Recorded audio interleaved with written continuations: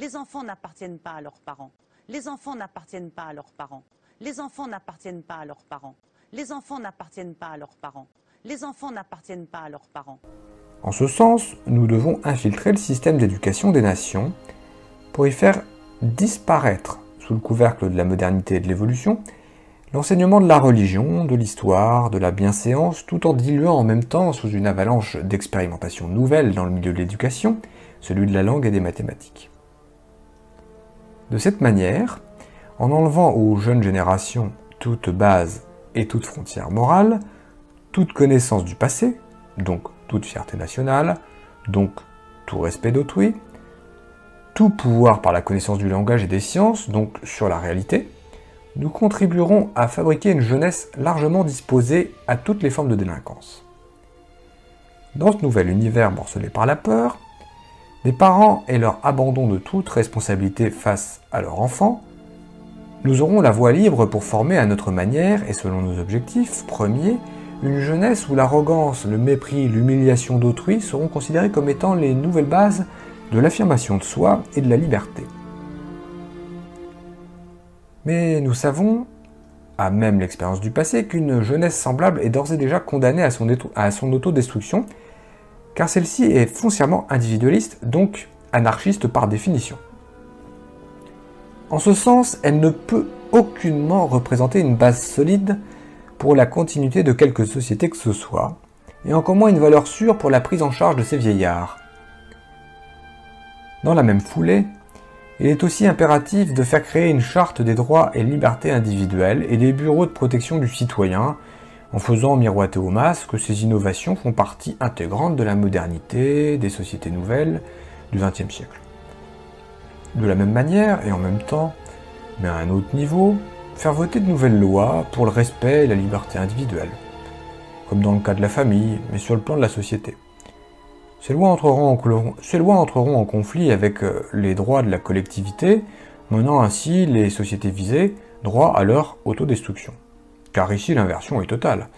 Ce n'est plus la société, le droit de la majorité, qui doit être protégé contre des individus pouvant la menacer, mais bien plutôt le droit de l'individu qui se doit d'être protégé contre les menaces possibles de la majorité. Voilà le but que nous nous sommes fixés.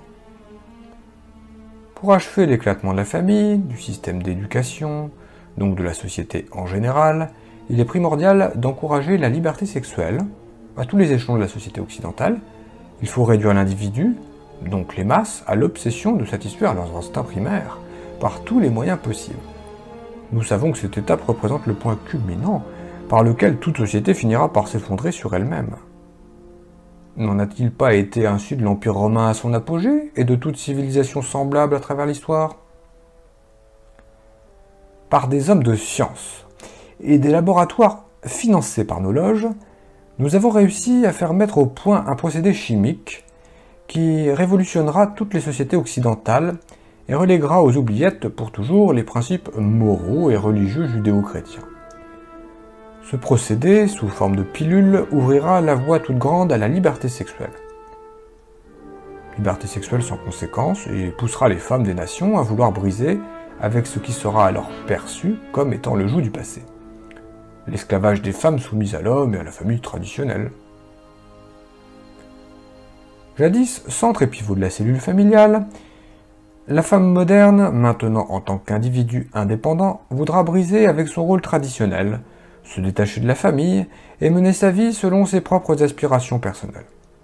Rien de plus naturel, nous le savons, mais là où nous interviendrons fortement, ce sera d'infiltrer tous les nouveaux mouvements de contestation féminins, en poussant leur logique jusqu'à ses extrêmes limites de conséquences.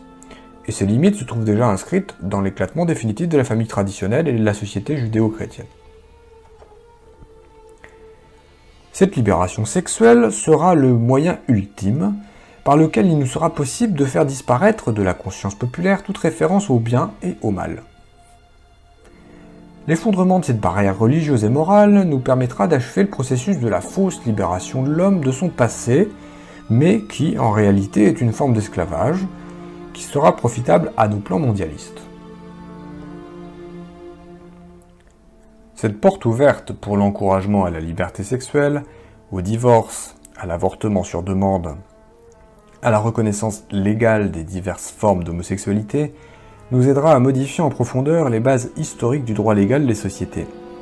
Elle sera un atout majeur pour pousser l'ensemble des individus à un relâchement général des mœurs, pour diviser les individus les uns par rapport aux autres, selon leurs instincts et leurs intérêts propres, pour détruire l'avenir de la jeunesse en la poussant aux expériences néfastes de la sexualité active et de l'avortement, et pour briser moralement les générations futures en les poussant à l'alcoolisme, aux drogues diverses, dont nos officiers supérieurs des loges internationales se chargeront d'en prendre le contrôle au niveau mondial, et au suicide, celui-ci considéré par une jeunesse désabusée et abandonnée à elle-même comme étant une fin chevaleresque.